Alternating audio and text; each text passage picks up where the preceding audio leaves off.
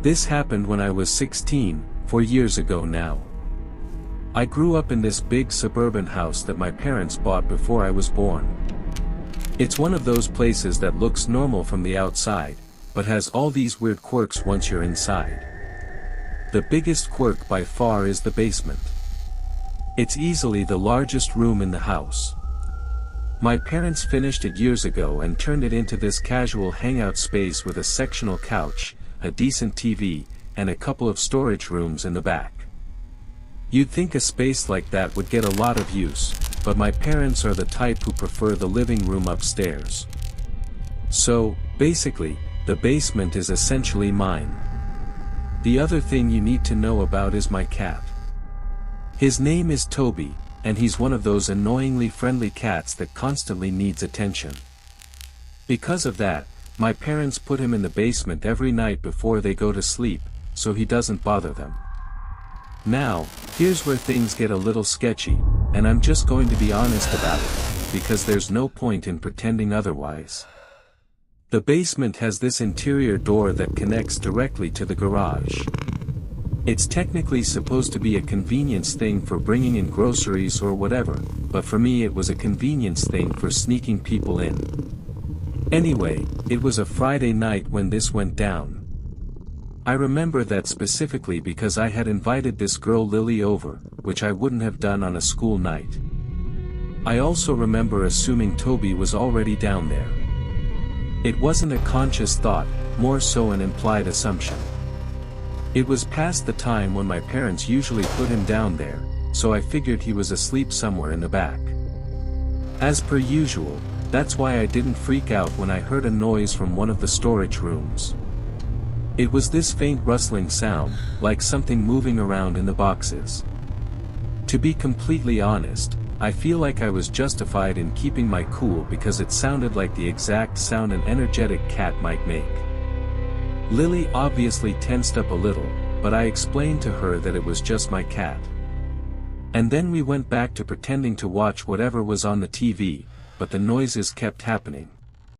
Not constantly, now, but every Lily. few minutes there'd be another rustle or a There's soft nothing thud. to worry about. Each time, We Lily just would need give me to a stay worried look, quiet. and I'd have to assure her that he was just a very active cat and liked to climb on things, which was true. He did like to climb on things. I was still 100% calm, right up until I heard scratching coming from the door at the top of the basement stairs. The door that led to the main part of the house. I instantly knew what I was hearing.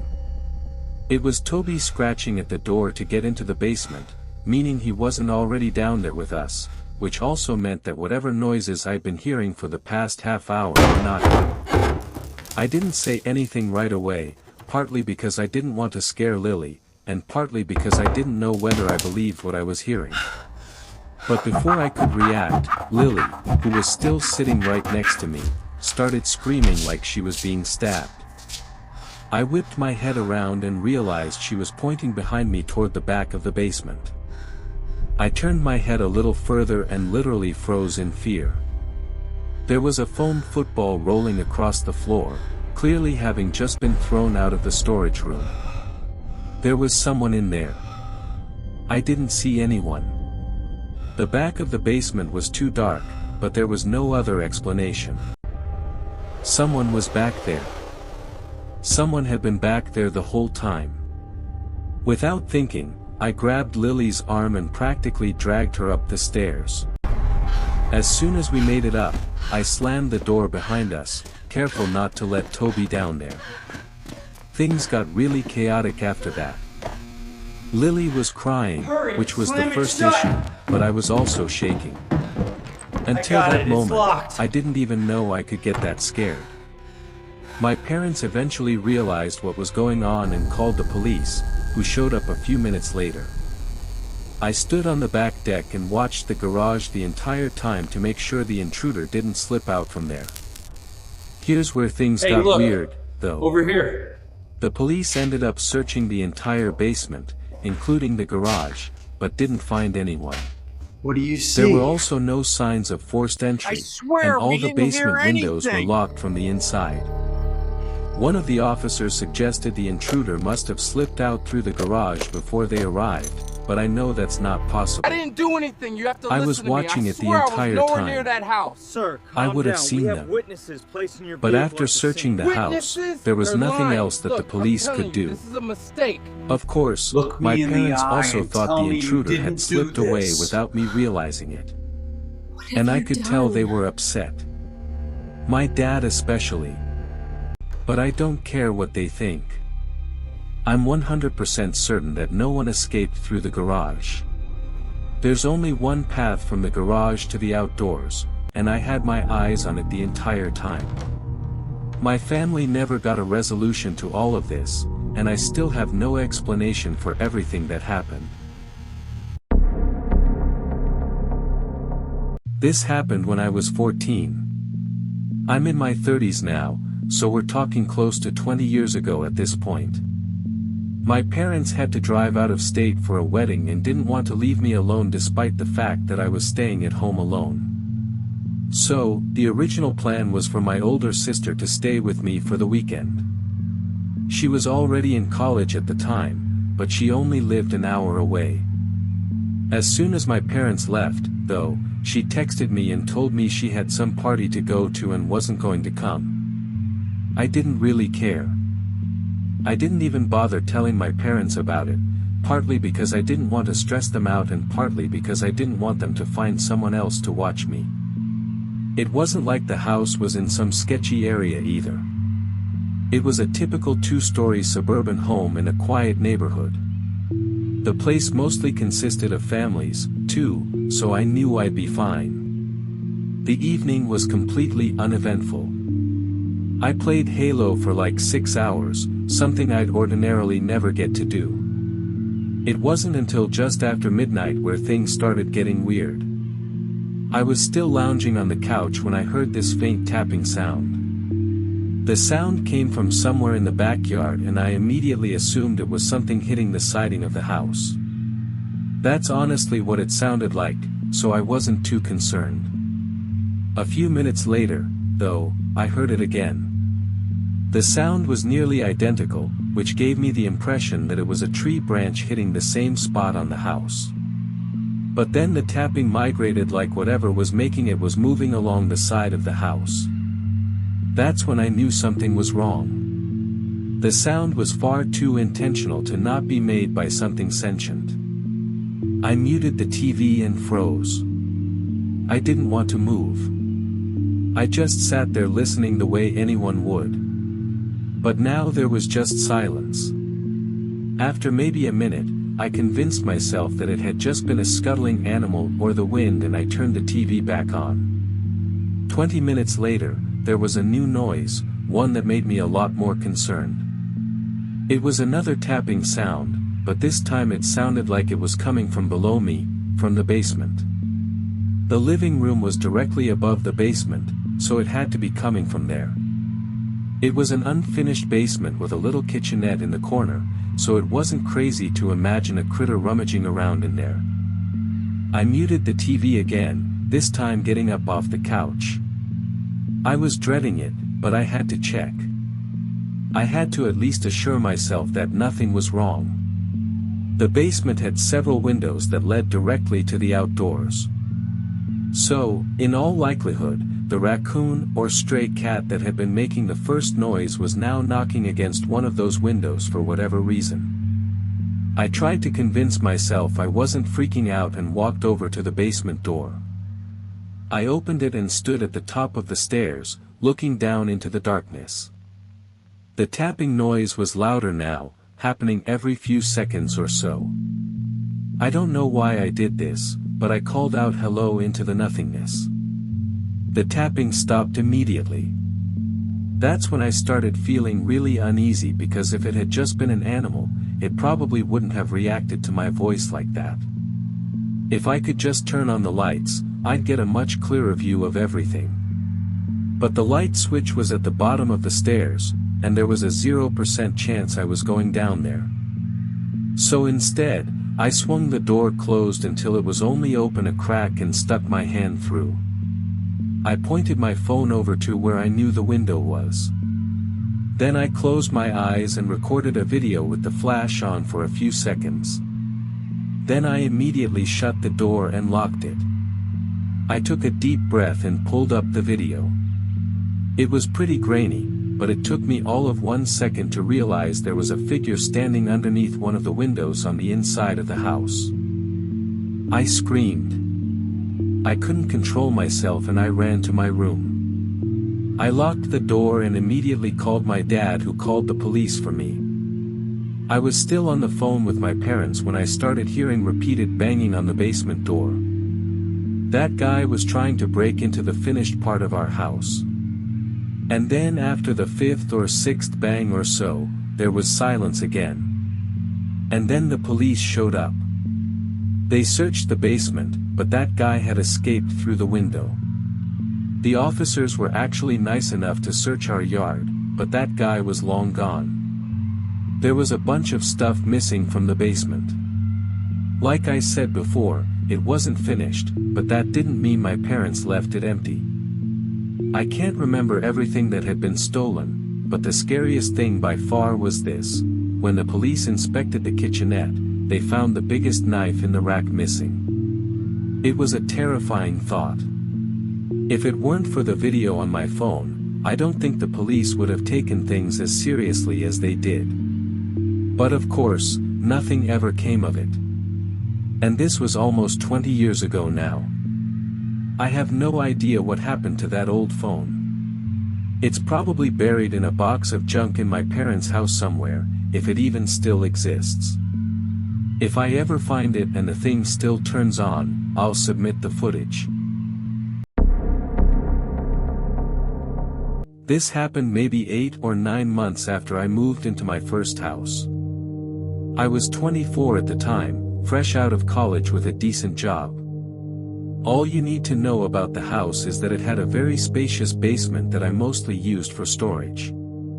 The previous owners had partitioned it into these separate rooms using plywood and exposed framing. There was the main area at the bottom of the stairs, then a laundry section, then what I think was supposed to be a workshop, and then this weird back room that was mostly just storage.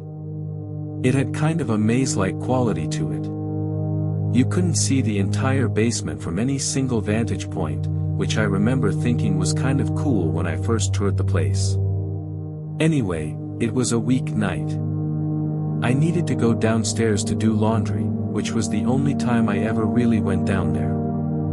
The basement lights were already on, which I thought was weird, but I didn't dwell on it for whatever reason. I'd been down there a few days earlier, so I figured I just forgot to turn them off. The space was dim even with the lights.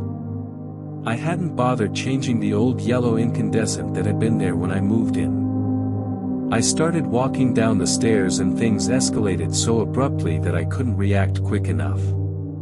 I made it to the bottom of the stairs and started walking toward the laundry area when I saw movement in my peripheral vision. I turned my head instinctively and locked eyes with a man who was crouching behind one of the folding tables that I had set up near the far corner.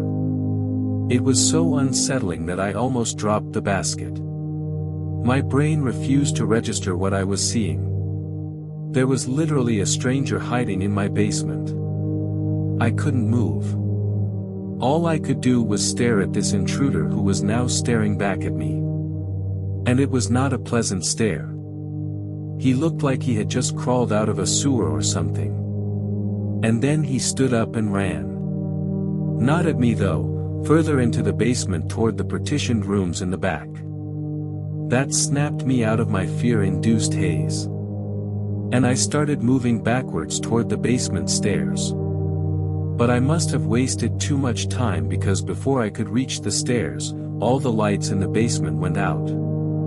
Until that moment, I had never been down there with the lights off. I hadn't anticipated how dark it would be. It was fully pitch black down there. Complete and utter darkness. I mistakenly assumed I knew my own house, so I kept moving toward the stairs. But I must have misjudged something because I tripped and fell to the floor. By the time I got up, I was completely disoriented. The chaos and fear of the situation was overwhelming my brain, and I couldn't think. My phone was sitting on the counter upstairs, so it's not like I could just reach in my pocket and turn on the flashlight. I started screaming like a lunatic, thinking that might scare off whoever had broken into my house. But actually, that strategy must have energized them because I started hearing screaming coming from the other side of the basement. It was terrifying. I was screaming into the darkness, trying to seem like I was crazy. And someone on the other side of the room was doing the same exact thing. And his screaming was much more intimidating than mine. He legitimately sounded like a murderer. I stopped screaming and he followed suit. I started navigating around the basement purely by touch. I had no other choice and I started hearing movement behind me. He must have been doing the same. The sounds were getting closer. And amidst the horror of everything, I couldn't help but get the sense that he knew my own basement better than I did. I knew I was getting closer to the stairs, but that basement is massive. I started hearing breathing coming from somewhere behind me. And I genuinely thought he was going to catch me. After what felt like an eternity, I felt the wooden base of the staircase. I grabbed the railing and started running up the stairs. But before I could even hit the second step, something grabbed my ankle and I lost my grip. My head struck the railing and I fell all the way down to the basement floor. I still couldn't see the guy, but he was dragging me away from the stairs with what genuinely felt like inhuman strength. I kicked and thrashed my legs with all my might and miraculously connected with something. The strike was just strong enough for him to lose his grip and I twisted and twisted until I escaped his grasp. I started running back towards the stairs in the dark and he started screaming again, but I found him before he could catch me. I made it to the top in the dark, burst through the door, and slammed it shut behind me. The nightmare was far from over, though. That door doesn't have a lock, so I had no choice but to press my weight against it and hope I was strong enough to keep him out. Just as I suspected, I heard footsteps pounding up the basement stairs mere seconds later, followed by a huge crash against the door. The door swung open for a terrifying second, and it took everything in my power to push it closed. The first impact must have emboldened him because he started repeatedly slamming into the door.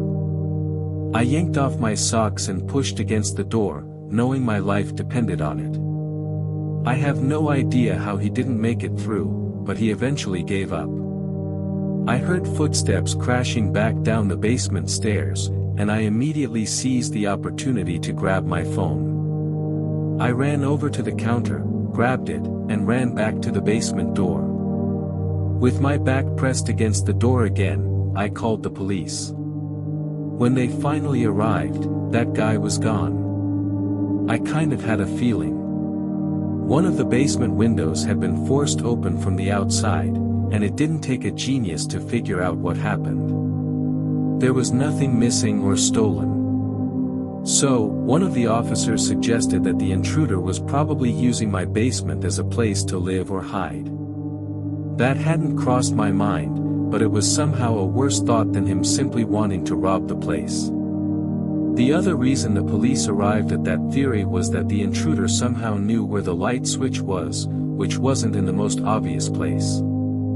It made sense. I ended up moving out about 4 months after the incident.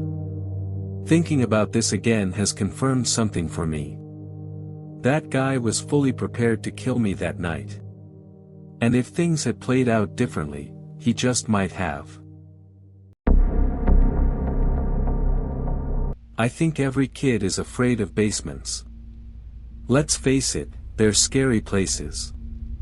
Even as an adult now who lives alone, I sometimes find myself a little uncomfortable going down to the basement to do laundry at night. At least I feel that way going up the stairs as I leave. But as a kid, I was terrified of the basement in my family house. Ironically, all our video game consoles were down there since it was the only other TV in the house besides the living room and my parents' room. I believe this happened when I was 9 because I remember being in elementary school, but one of my last years.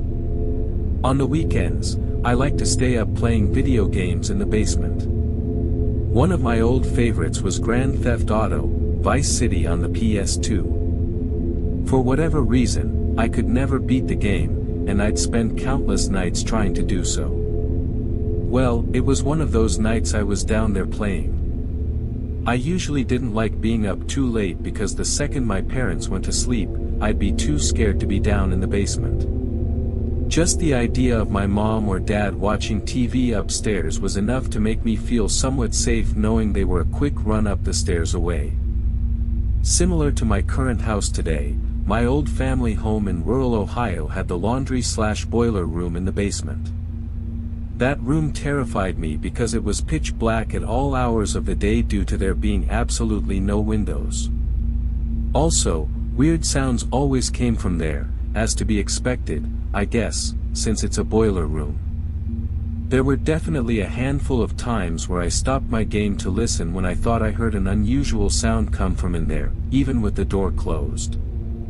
On this particular night, I did in fact hear an unusual sound, and it started with the sound of the laundry room door creaking open. This obviously was enough to make me pause my game and frighten me.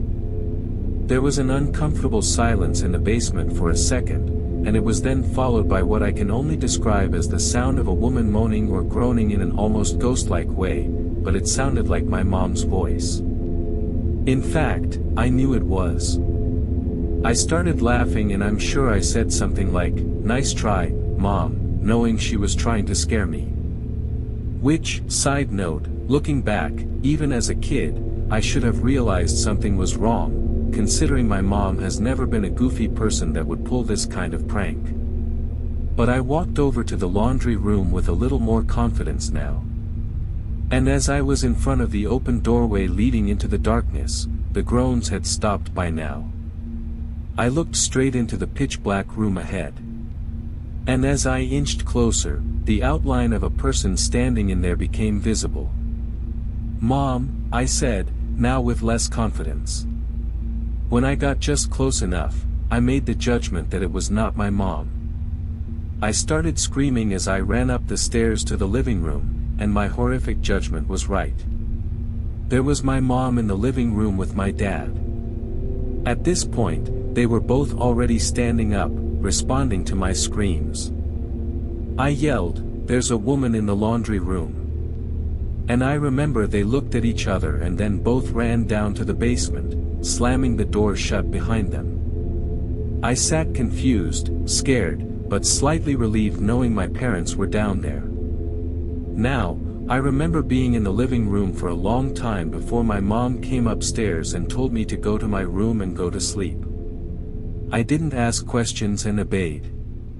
I had a hard time falling asleep that night, I'm sure. But I remember the next morning, my parents told me they had one of their friends prank me to scare me, and they treated it like it was one big joke. I don't fully remember how much I believed it or not, but I for sure asked them to elaborate on who it was. My mom said it was one of her friends from out of state who was visiting. I didn't question it, but as I got older, the name Sarah was seemingly accidentally dropped by my parents a few times. And whenever I'd ask who Sarah is, they'd have a different response. When I was maybe 14, I thought back one day on this night and decided to do a deep dive. I found a family tree type of website and admittedly stole my dad's credit card from his wallet momentarily to pay for the service, then slipped it back in the wallet. I inputted both my parents' names. Among a few familiar names and a bunch of names I didn't recognize, what instantly stood out was that my mom had a sister named Sarah. So, I googled Sarah, followed by my mom's maiden name, and up popped an obituary. She was dead. I ran to grab my parents to show them what I found on the screen, and I demanded they explain. I remember their shocked and nervous looks on their faces. "Still, tell him," my dad said to my mom. My mom then dropped the bomb on me that I had a very mentally unstable aunt who harmed a lot of people, and it was for the best that she was always kept away from me growing up. Sarah had allegedly broken into or snuck into the house without my parents knowing. I had so many questions and demanded answers, but there was little more that they would tell me. They swore they had my best interest at heart. Over the years, I'd occasionally bring it up, but they'd always shut it down and tell me to drop it. I never learned what they meant because she harmed a lot of people, but I have some theories. It doesn't really do me any good dwelling on it, though. It makes me kind of nervous to think about it. What else were my parents hiding? What happened to Sarah? Why was she in the basement? I wondered a few times if my parents were hiding her down there after she had done something horrible. But that wouldn't make much sense because I don't think they'd let me down there in the basement. Then I guess some questions are better left unanswered.